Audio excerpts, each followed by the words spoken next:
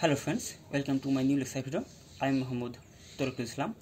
In this lecture video, we are going to solve some basic problem of differentiation. আমি already আমার previous lecture ভিডিওগুলোতে ডিফারেন্সিয়েশনের কিছু basic problem solve করে তোমাদের দেখিয়েছিলাম। তো আমি আরও কিছু বেসিক প্রবলেম সলভ করে এখন তোমাদেরকে দেখাবো। তো তার মধ্যে একটি প্রবলেম দেখো, y equal to x into x square minus 12 হলে এক্সের কোন মানের জন্য dy by dx equal to 0 হবে। অর্থাৎ আমাকে ওয়াই ইকুয়াল টু এক্সের একটি ফাংশন দেওয়া আছে, আমাকে বলা হয়েছে এক্সের কোন মানের জন্য dy by dx equal to 0 হবে। অর্থাৎ এই ফাংশনটি থেকে আমাকে ডিওয়াই বাই ডিএক্স নির্ণয় করতে হবে, then dy by dx equal to 0 ধরেই এক্সের মানটি আমাকে বের করে ফেলতে হবে। তো চলো আমরা অঙ্কটি সমাধান করে ফেলি। তো এখানে দেওয়া আছে ওয়াই ইকুয়াল টু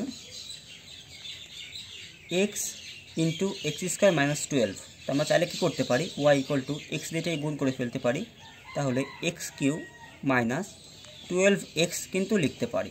এক্স দিয়ে জাস্ট এটাকে গুণ করে দিলাম। এখন দেখো আমরা ডিওয়াই বাই ডিএক্স নির্ণয় করব।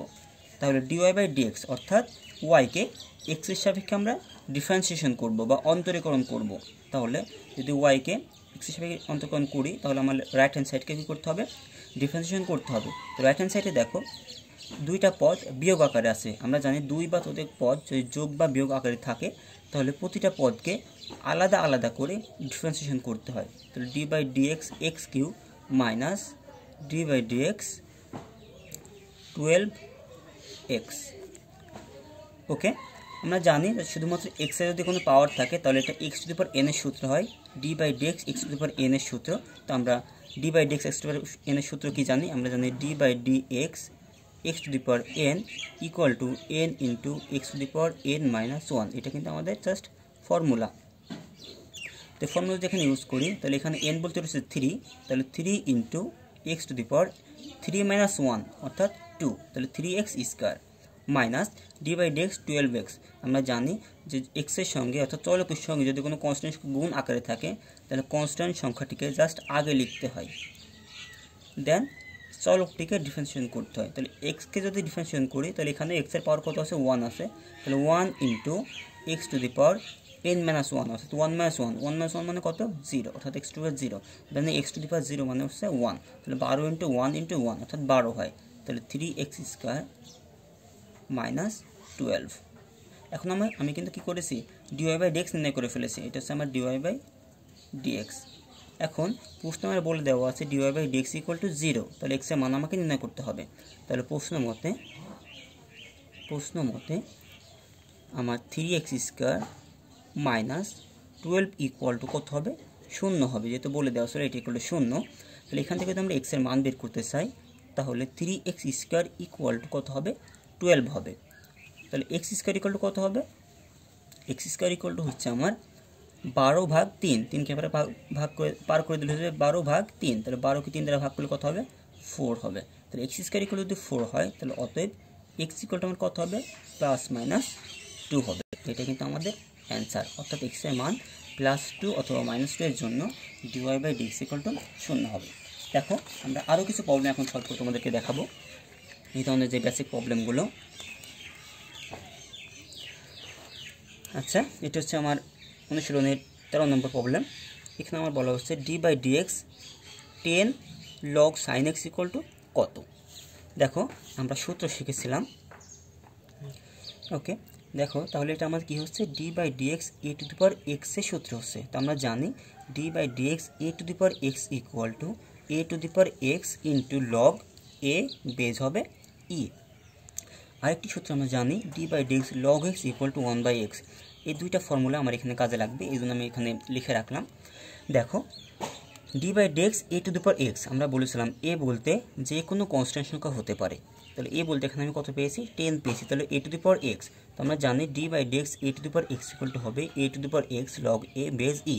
তাহলে এখানেও এ বলতে আমার 10, তাহলে 10 to the power x, x বলতে আমার কি লগ সাইন এক্স। এই সূত্রটা এখন আমরা করবো যে d by dx a to the power log sine x সমান আমরা কি লিখতে পারি, আমরা লিখতে পারি এ টু দি পাওয়ার এক্স অর্থাৎ 10 to the power log sine x into log a বলতে কত 10, বেস কত হবে ই হবে। তাহলে দেখো e two the power x log a base e। এখন দেখো আমি বলেছিলাম যদি কখনো আমরা এমন করি যেটা x না তাকে যদি x ধরি তাহলে তাকে দ্বিতীয়বার আবারও কি করতে হবে, ডিফারেন্সিয়েশন করতে হবে। এখন দেখো আমরা e two the power x অর্থাৎ log sin x কে x ধরেছি, কিন্তু log sin x টা কিন্তু x না, এটা তো log sin x। তাহলে একে কী করতে হবে, আর একবার আমাদের ডিফারেন্সিয়েশন করতে হবে। কারণ প্রথমেই বলেছিলাম যদি কখনো কোনো সংখ্যা বা চলক বা ফাংশনকে যদি x ধরি কিন্তু সেটা যদি x না হয় তাহলে তাকে দ্বিতীয়বারের মতো আবারও ডিফারেন্সিয়েশন করতে হয়। ওকে, তাহলে আমার এখানে কোনো চেঞ্জ হলো না, log sin x থাকলো ইন্টু এখানে আমার log 10 বেজ হলো e into d by dx log sin x। অর্থাৎ sin x যদি আমরা x ধরি তাহলে কিন্তু d by dx log x এর সূত্র আমরা এখানে বসাতে পারি। তো আমরা জানি d by dx log x equal to 1 by x. তাহলে d by dx log x, x বলতে আমরা ধরেছি এখানে sin x, তো d by dx log x equal to কী হবে 1 ভাগ এক্স, এক্স বলতে এখানে আমার sin x। এখানে দেখো আবার আমরা কি করলাম, sin x কে x ধরলাম কিন্তু এটা কিন্তু আমার x না, তো বলেছিলাম যেটা x না তাকে যদি x ধরি তাহলে তাকে আবারও ডিফারেন্সিয়েশন করতে হবে। তাহলে আবারও ডিফারেন্সিয়েশন করলাম, তাহলে d by dx sin x।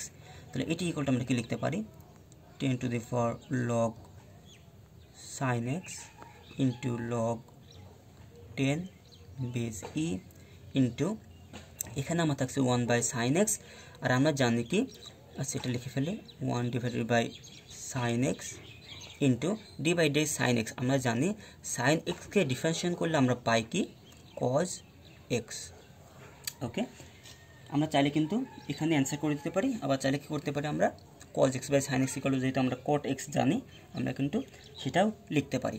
ওকে, আমরা এখন সেটাই লিখবো জাস্ট। তাহলে 10 to the power log sin x into log 10 base e, আর cos x divided by sin x equal to আমরা জানি cot x, সেটা আমরা লিখতে পারি। তাহলে এটাকে এখন আমরা অ্যান্সার করে দিলাম। আশা করি তোমরা বুঝতে পেরেছো। এখন আমরা পরবর্তী প্রবলেমটিকে সলভ করি। দেখো এখানে আমার বলা হচ্ছে d by dx 1 divided by root x equal to কত, বা বলা হচ্ছে d by dx x to the power minus half equal to কত। আসলে এটা এবং এইটা কিন্তু সেম জিনিস। কীভাবে সেম জিনিস হয় দেখো, এখানে আমরা আছে কি d by dx 1 by root x, তাহলে আমরা কি লিখতে পারি 1 divided by x to the power half লিখতে পারি। কারণ আমরা জানি কোনো কিছু পাওয়ার রুট মানে কোনো কিছুর উপর রুট থাকা মানে তার পাওয়ার কিন্তু হাফ হয়। তাহলে এখানে আমরা কি লিখতে পারি d by dx 1 divided by x to the power half লিখতে পারি, 1 ডিভাইডেড বাই রুট এক্সের পরিবর্তে এটা সমান আবার কি লিখতে পারি, এটা সমান আবার লিখতে পারি। তা আমরা জানি কোনো কিছু যদি 1-এর নিচে থাকে তাহলে কি করা যায়, তাকে 1-এর উপরে তোলা যায়, জাস্ট তার পাওয়ারটি কী হয়ে যাবে নেগেটিভ হয়ে যাবে। অর্থাৎ এখানে এক্সের পাওয়ার আছে হাফ, হয়ে যাবে কত মাইনাস হাফ। তাহলে দেখো এই দুটো প্রবলেম কিন্তু আমার সেম হয়ে গেছে। এখন আমরা কি করব, just d by dx x to the power n এর সূত্র করব। আমরা কি জানতাম d by dx x to the power n এর সূত্র, আমরা জানি d by dx x to the power n equal to n into x to the power n minus one. তাহলে এন বলতে এখানে আমার কত আছে মাইনাস হাফ আছে, তাহলে minus half into x to the power minus half minus one, minus half minus one, তাহলে কত হয় আমার। ওকে, এখন যদি আমরা ক্যালকুলেশন করি তাহলে কি হচ্ছে আমার দেখো হাফ ইন্টু এক্সের পাওয়ার আমার কত আছে minus half minus one, minus half এবং মাইনাস ওয়ান যদি যোগ করি তাহলে আমি পাই মাইনাস 3 ডিভাইডেড বাই 2। তাই আমি বলেছিলাম কোনো কিছু পাওয়ার যদি নেগেটিভ হয় তাহলে তা কী করা যায়, তাহলে তাকে কিন্তু আমরা চাইলে 1-এর নিচে লিখতে পারি। তাহলে এটি করে আমরা কি লিখতে পারি minus half into 1 divided by x to the power 3 divided by 2। আমরা কিন্তু এখানে অ্যান্সার শেষ করতে পারি। আবার যদি কেউ চাই না আমরা একটু ক্যালকুলেশন করবো, ক্যালকুলেশনও করতে পারি। তাহলে মাইনাস আমার থাকলো 1 দিয়ে 1কে গুণ করলে উপরে পাচ্ছি 1, আর 2 দিয়ে এটাকে গুণ করলে আমরা পাচ্ছি 2 ইন্টু এক্স টু দি পাওয়ার 3/2। দেখো এক্স টু দি পাওয়ার 3/2কে কিন্তু আমরা আবার এভাবে লিখতে পারি এক্স টু দি পাওয়ার 3/2, অর্থাৎ আমরা এভাবে লিখতে পারি এক্স ইন্টু রুট এক্স, এভাবে কিন্তু লেখা যায়। কারণ এক্সের পাওয়ার এখানে কত আছে 1 আছে, এক্সের পাওয়ার 1, আর এখানে এক্সের পাওয়ার কত আছে যেহেতু রুট এক্স, তাহলে তার মানে এক্সের পাওয়ার এখানে আছে হাফ, তাহলে 1 প্লাস হাফ, তাহলে কিন্তু আবারও 3/2 হয়ে যায়। তাহলে এক্স টু দি পাওয়ার 3/2কে আমরা কিন্তু লিখতে পারি এক্স ইন্টু রুট এক্স, কারণ এক্স ইন্টু রুট এক্স যোগ করলে কিন্তু এক্স টু দি পাওয়ার 3/2 হয়, মানে গুণ করলে। ওকে, আমরা এখানে অ্যান্সার শেষ করতে পারি। আশা করি তোমরা বুঝতে পেরেছো। তো এখন দেখো, তো ওকে আমার যেহেতু ভিডিও লেকচারটা হয়ে লং হয়ে যাচ্ছে, আমি চেষ্টা করব আমার পরবর্তী লেকচার ভিডিওতে এই বাকি যে প্রবলেমগুলো আছে এগুলো সলভ করার চেষ্টা করব। তোমার সঙ্গে থাকার জন্য ধন্যবাদ। আল্লাহ হাফেজ।